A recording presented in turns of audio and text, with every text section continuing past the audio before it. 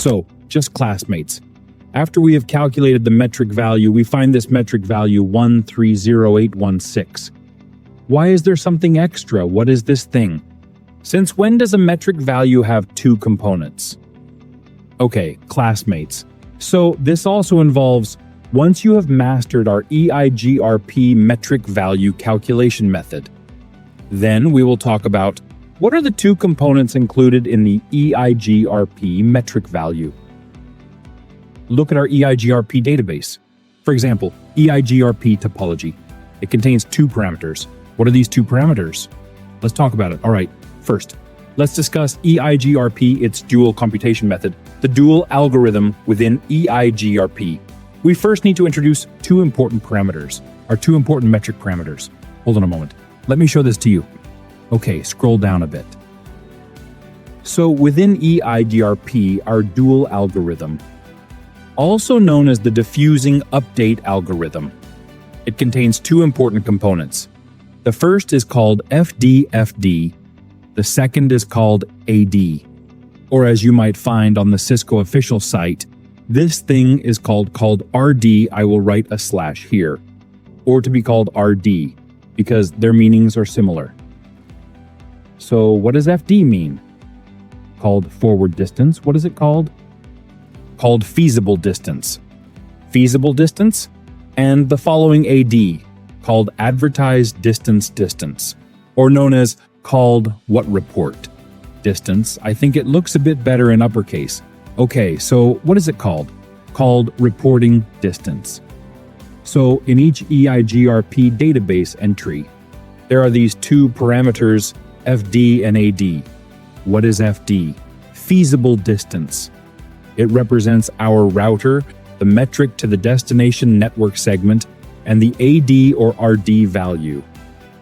This reporting distance, I will later refer to it as note, whether it's AD or RD. Their meanings are similar. Both are reporting distances. So I refer to it as AD value. Because I'm used to it. We all call it the AD value. After all, we've been calling it that for over a decade. I can't change it now. Even though Cisco's official website has changed it to RD, but I still call it AD. So we call it the AD value reporting distance. So what is the AD value? It's our next hop router. The metric value to the destination network segment, classmates.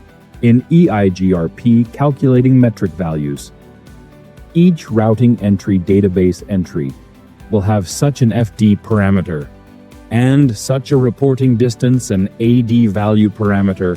FD is just what we calculated using the EIGRP metric value calculation formula. Then we calculated the cost from our router to the destination address. For example, R1.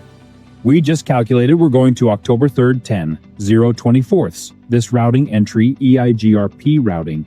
Administrative distance 90, metric value on R2 we previously calculated.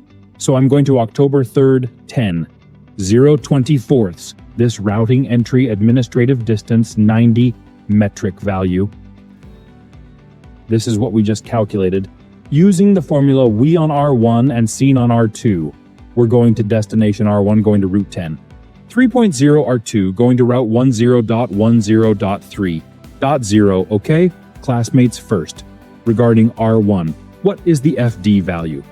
It is our own metric value to the destination network. Our own metric value to the destination. Is our FD what is AD, classmates? AD is the advertising distance. So who's advertising the distance? It is us, R1, going to destination October 3rd, 10, 024ths. So our next hop router, which is R2, its metric value to the destination network regarding R1, our own cost to 1, 0.1, 0.3.0 is 131072. Then our next hop router. This path, I'm going to 1, 0.1, 0.3.0. The path of data traffic. Next hop's metric value. That is, R2's metric value to the destination network is 130816. So you can understand the advertising distance. Who is advertising? We just talked about it. Then our route entry transfer direction is R3 to R2 to R1. The advertising distance you can understand as is R2. I want to announce this routing entry to R3. I tell my own such a metric value told to R1 classmates. This advertising distance AD value is when we pass the routing entry to R1. We tell our own such a metric value. Also told to R1 calculated it itself, its own metric value to the destination. He can also know our next hop router, which is R2 tells me the router of the routing entry. Its metric value to the destination network. This is FD and AD value, so, teacher, why make it so complicated? Why does EIGRP go through all this trouble? Isn't FD enough? Teacher, haven't you said, when in our network we have the same prefix, same mask, different next hop routing entries. We will compare its administrative distance. The smaller the administrative distance, the higher the priority. If the same, we compare metric values. The smaller the metric value, the better, right? So for the router, we threw FD. That is our own cost to the destination network. Can't I just select the best route? Why go through all the trouble? I still need to know. Our next hop router. Its cost to the destination network. That's the issue. Why go through all the trouble? Because in EIGRP, our dual algorithm added. It needs to elect two important routing entries. The first entry called successor route. The second called feasible successor route in EIGRP. We need to elect two special types of routes. This is why EIGRP can achieve very fast convergent speeds. The key is what a successor route is. Our router to the destination network segment has the routing entry with the smallest FD value. That route will serve as the optimal route, submitted to the routing table. This is our successor route. That is to say, R1 if we have the same prefix, same mask, different next hop EIGRP routing entries. We will compare such an FD parameter. Then the smaller value compares our own metric value to the destination network. The smaller it is, the higher the priority. Submitted to the routing table as the optimal route. This is the successor route.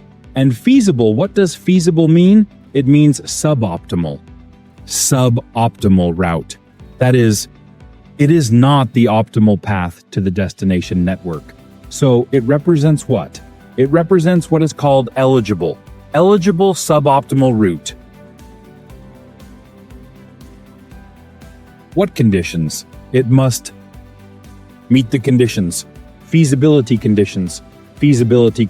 What conditions? It's our FD, the optimal route successor route. FD value then must be greater than our suboptimal route's AD value. Then this suboptimal route will be able to become our feasible successor route. It might sound a bit complicated, doesn't it? So, let's take a look at how to select our successor route. This diagram, okay? In this diagram, let's say for our R8, then I have this IP address 8.8, 8.8/24. Now I need to announce this directly connected route, interface 8.8, 8.0/24, directly connected route. Then I need to announce it out to our EIGRP neighbors. So EIGRP neighbors, R8 tells R3 tells R5 tells R7, R3 tells R2 tells R1, R5 tells R4 tells R1, R7 tells R6, R6 tells R1. At this moment, for R1, I will receive from three paths the routing entries announced to me. Then we need to select an optimal route. So let's calculate this. Then we arbitrarily mark each link's metric value. We mark it, for example, it's 367 arbitrarily made up 1, 12, 13, then 3, 6, 9, 9, 7, 16, 16, 1 plus 12, 13, 13 plus 2, okay, 1 plus 12 plus 2. Then, for the path below, metric value, for example, is 2 unlike this. No, can't write it like that, can't do it like that. Think of 3 plus 6, 9, 4, 8, 8, 8 plus 9, write it like that. So now, classmates, for R1, I can receive routing entries through 3 avenues. Receive routing entries from above, where R8 tells R3, R3 tells R2, R2 tells R1. R1, from the above path, what we've learned. The metric values we've received for routing entries. You need to record 2 parameters, FD and AD values. FD and AD values. So R1, from the path above, we receive routing entries about this 8.8, 8.0/24 routing entry. So the total metric value, R1's own metric value, going to this 8.8.8.0, when summed up, 3 plus 6 equals 16. FD equals 16. Then, R3, we follow the path above, coming from the path given by R2. He advertises the AD value to me. R2 going to 8.8, 8.0/24, comma, the metric value of the routing entry is 6 plus 7. It equals 13. Can you see it, students? Can you understand? The middle path, R1 receives from the middle path this routing entry's metric value. First, the total metric value. FD is our own R1, our own cost to the destination network segment. We proceed this way, and the total metric value, 1 plus 12 plus 2 equals 15. 15, and the AD value is our next hop router. For example, R4. R4 announces he's going to 8.8. 8.0/24 routing entry metric value cost, it's 14. And then the path below.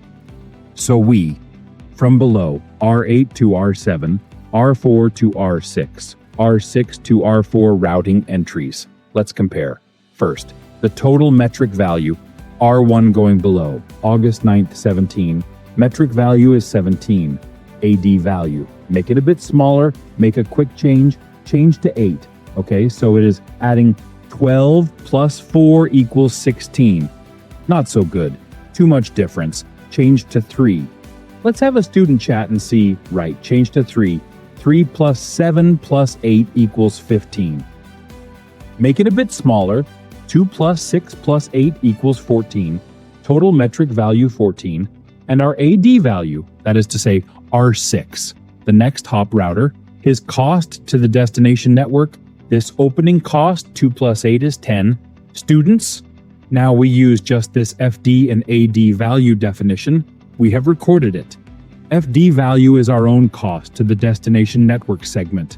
Why is AD called advertising distance? It is our router that will announce this route to us. He tells us his cost to the destination network. That is the next hop of this route. Our R1's chosen route above, next hop address, next hop router, his cost to the destination network. Now it's clear. With these 2 parameters, we can now proceed to handle the election of the optimal route. First, the successor route for R1 is the optimal route to the destination network. The definition of a successor route pulls this concept together. Drag this down. So the optimal route is our router's smallest FD to the destination network. So which route is the best? For R1, regarding the 8.8, 8.0/24, comma, we can receive 3 paths with routing entries announced. The top path has a metric value of 16, the middle is 15, and the bottom is 14. With these three paths, same prefix, same mask, different next hops of the three routes. We compare the administrative distance of routing entries. We compare the metric values of routing entries. Then the election of the best route is by comparing our own cost to the destination segment. The smallest, this path below, R1 through R6 to R7 to R8. This path has the smallest total metric value. So our FD route, our successor route, is this route below with the smallest metric value of 14. Students, first, the election of the best route is the same as before. We still choose our own cost to the destination in metric value. Our own past metric value is the smallest, most priority. So why still consider a feasible successor route? What are its conditions? The FD value of the successor route is 14. 14 must be greater than what? The suboptimal path, meaning the current lowest route, has now become our first choice, the most exceptional. So, to achieve fast convergence, EIGRP considers what? If our best route goes down, if there's a failure, can we quickly find a so-called alternative path? It considers our current lowest cost route to the destination is the best route, the successor route. So if the best path goes down, can we find a backup path? If we can know if we have this best path, and we immediately switch over quickly. This is our router thinking about what it considers. If the best route goes down, it thinks how we can quickly find a most stable and safest suboptimal path. So this is our method, by finding a feasible successor route. So how do we find it? It must meet conditions. Through what? Finding a feasible successor route. How to find it must meet conditions. The current cost to the destination network is 14 metric. Besides our best path, we have two other paths we can consider, whether to become my backup link, whether to become our free route.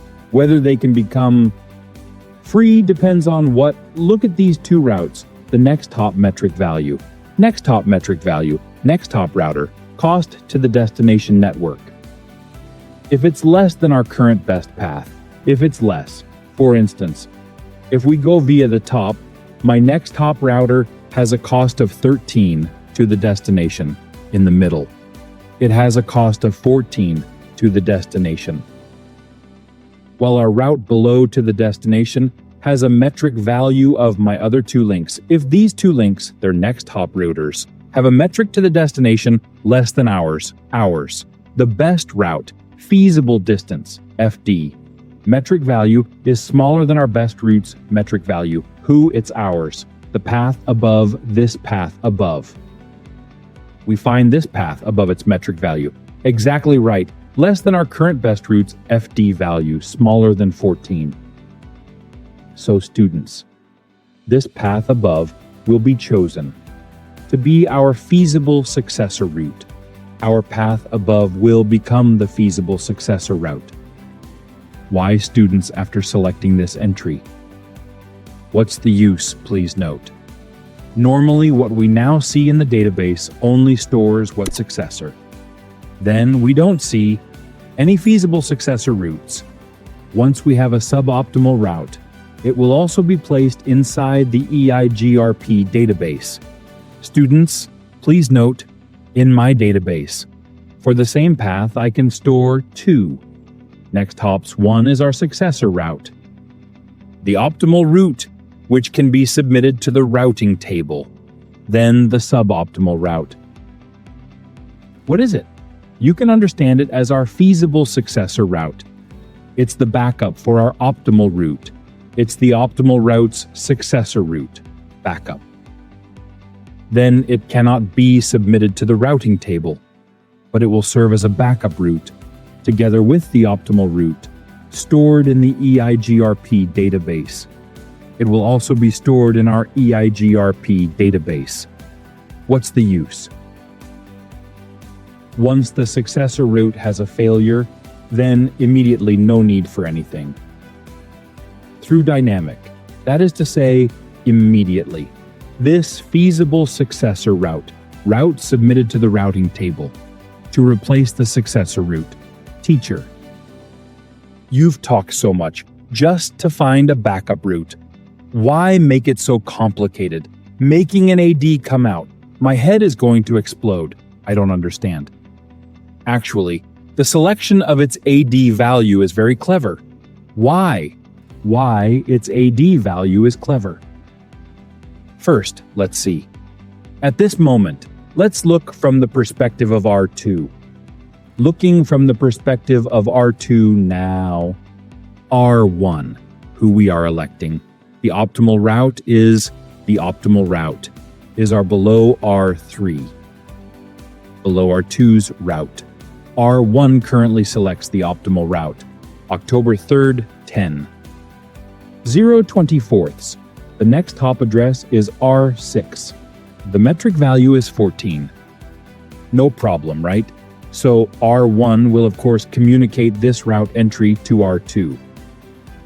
Now we are viewing from R2's perspective. R2 from the left side.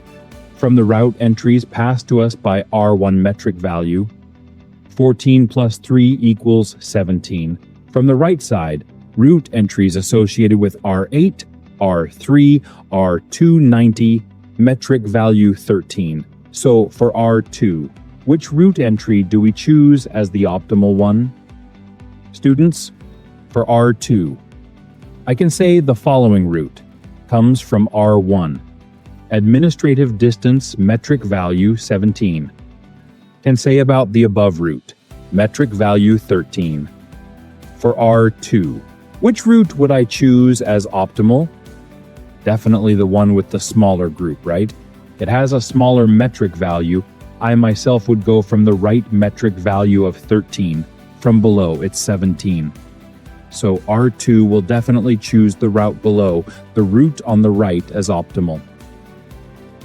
Then R2's data traffic. Always, students. If R2 wants to access 8.8.8.0, I will always only go via this single link. All right, next, let's see. Suppose as our just failed election. This is which version? Is it 1, right? As the just failed election of R4, as R4 sees it. Now wait, let me see. I need to think for a moment. This value seems a bit off. After all, this value we now fabricated a value. Maybe it's not very clear to students. Now I need to think of a reliable value. Then 15 plus 2 equals 17. 14 plus 2 equals 16. Not right. Still 1. Still 112. 15, 14 plus 1 equals 15. Not right. Correct. 16 plus 3. 14 plus 1 is correct. Just like this. 14 plus 3 equals 17. This middle path, the total probability is 17. If we talk about the AD value, it's 16. Okay, let's do this, students. So now, if, as usual, this path below is our successor route, this path above becomes our feasible successor route. Why do it this way, right? We see if for R4, then we received the route entries passed to us by R1. Total metric value, 8. Plus 2010 plus 4, 14 plus 1 equals 15. Left side metric value 15. Right side 13 plus 3 equals 16. Metric value 16 for R4. He chooses the path to 8.8.8.0. Which route to choose as the best optimal? Is it the choice of 8.8.8.0/24? The next example is, who is R1? All right, R1. Now our selection, 8.8.8.0/24. The optimal route is R6. Then suppose, aren't you supposed to find a suboptimal path? Aren't you supposed to find a feasible successor route? If we say, students, we don't have this condition. We don't consider the AD value condition. We now discover there are 3 paths. This path below is fine. The optimal path is undoubtedly the upper path and the middle path. Let's not consider such a condition of a feasible successor route. I will choose the middle path as R1's suboptimal route. Then, in the database table, there are simultaneously two routes stored 8.8.8.0/24. Next hop address is R4 inside R1's database table. There are two routes stored. But right, we said only the route entry with the smallest FD value. So this route with a metric value of 14 is submitted to the routing table, while the other route serves as a feasible successor existing in our database. Come just mentioned after, finding the backup route. If ever our main route, our successor route fails immediately, the feasible successor route is submitted to the routing table. Now let's go back and look for our R4, then R4. If I want to access 8.8. I need to go this way, because the metric on the left is very small. R4 accesses 8.8.8.8 must go this way. Go via R1, then R6, R7, R8. So for R1, normally I say next hop address R6. How do I go normally for R1? Then if I want to access 8.8.8.8, I go this way. R4, next hop is R1, next hop is R6. No problem, right? But if at this moment our backbone link is down, our optimal path has a fault. We just talked about it. If the optimal path has a fault, we immediately switch the feasible successor route, submitted to the routing table. Then R1, our first route, goes down. We immediately put our other suboptimal route, 8.8.8.24, next hop address. R4's route submitted to the routing table. Then R1 immediately redirects the data flow, changing direction, because the bottom route is not accessible. R1, we go this way to R8, because now EIGRP to speed up convergence. We set feasible successor routes. Once the successor route is down, feasible successor route directly submitted to the routing table. Then, very quickly, in milliseconds, the route below is down, whoosh, switch to the top. But think about it. Originally, R4's data flow, it was going in this direction. We think R1's route all freely go through. R1 first realizes the path below has a fault. I kick the traffic to the top first. Then at this time, what happens in the middle? What situation? R1's next hop address is R4, or R4's next hop address is R1 first time, R1's next hop address. R4 next hop address. R1. There's a loop issue in the middle. Students, there's a loop issue in the middle, because R1 switches very fast. My successor route is down. I realize the situation. First, switch up. R4 doesn't know. R4's next hop address is R1. So I'm still going this way. R1 goes this way. What's in the middle? Here, a clockwise loop occurs. Students, think about it. EIGRP to achieve fast convergence. Because of this reason, the clockwise loop caused can be ignored. We can't do it this way. I want faster convergence. Switch paths immediately when a situation occurs. But I don't want to create loops, so we must add what? Such a feasible successor route selection condition. Feasible successor route selection condition lies in what? It depends on your path's AD value being smaller than our best route's FD. For instance, R2 above for R1, I take the bottom path with a metric value of 14 optimal path. Then, take the upper path, learning the route from above. Although I take the upper path, metric value is 16, not optimal, but what you need to pay attention to is the upper path. The other party announces, my next hop router announces to me, he needs only 13 to get to 8.8.8.0. So what happens then? R2's metric value to the destination is smaller than my metric value to the destination. This information signifies what? R2's next hop to the destination absolutely cannot be me, R1. Remember, students, if on our path, the next hop router to the destination's metric value, then it is smaller than ours to the destination's metric value. Another path. Next hop router to the destination's metric value is smaller than ours to the destination. Then, the next hop router, its next hop to the destination IPv4 address, absolutely does not point towards me like the previous R4. Absolutely cannot point towards us. It must have another path to the destination. That is to say, for R1, I now know 8.8, 8.0/24 next hop address. R6 is my best path, then 8.8, 8.0/24. If my next hop points to R2, this route, taking the upper route, is absolutely loop-free. Students, there will absolutely be no loop, because our next hop router, its metric value to the destination is smaller than ours. It has its own path. Its next hop absolutely cannot choose us. Understand, it will absolutely not choose us. It has its own path to access 8.8.8.8. So we choose it as the next hop router, choose this path as our suboptimal path. Although its metric value might not be, although this path maybe I myself go over, it's not the shortest. But this path is absolutely a loop-free path. Understand, students, this path is absolutely loop-free. This is why we set such a successor route and feasible successor route condition.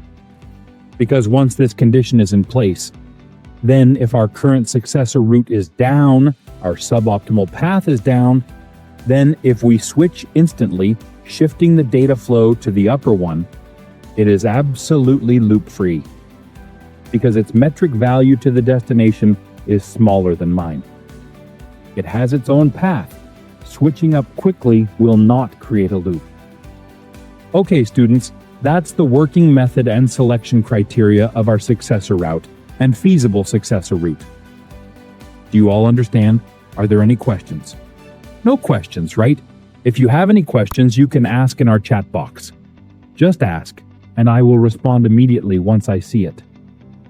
Students, do you have any questions about the successor route and the working method of the feasible successor route? The selection method? Why do it this way? Do you have any questions? Any questions? Students, no questions. This batch of students is very smart. Previously, we had many questions. There might be questions about why do it this way? Why do it that way? Look, we have already elevated. Everyone has understood. Is it possible not to find? Yes. If there's no feasible path, then there's no way to choose it. All right, students, if they all exceed the AD value, if they don't meet the conditions, then we don't choose students. If there are no routes that meet the conditions, then we don't choose a feasible successor route. We only choose one best path. Because we choose feasible successor routes to have a backup. If our best route goes down, we can have a backup. So if, I switch quickly to a feasible successor route that can easily create loops, then I'd rather not have it. Overall, EIGRP is called stable. Stable as an old dog. I'd rather not have that route if it's going to create loops. I must meet the conditions to elect a feasible successor. All right, students, so this is our if conditions are not met, we don't choose it. All right, students, remember you have to consider our next hop router also needs to match this time. Next hop router, they also need routing standard. They also have to calculate going to this destination website route. Can't mess up. Can't create loops. If it creates loops, it's over. We must meet conditions in EIGRP. Otherwise, for fear of loops, it's designed this way. All right, no questions then. We can take a break. Let's take a 10-minute break, rest until 15 minutes. We will resume at 8:36 p.m. After we come back at 8:36 p.m., we will discuss. We will run EIGRP we will change the metric values of routing entries. All right, students, then we can take a break. All right, break time. You understood, right? Good. Understanding is good. Then let's take a break.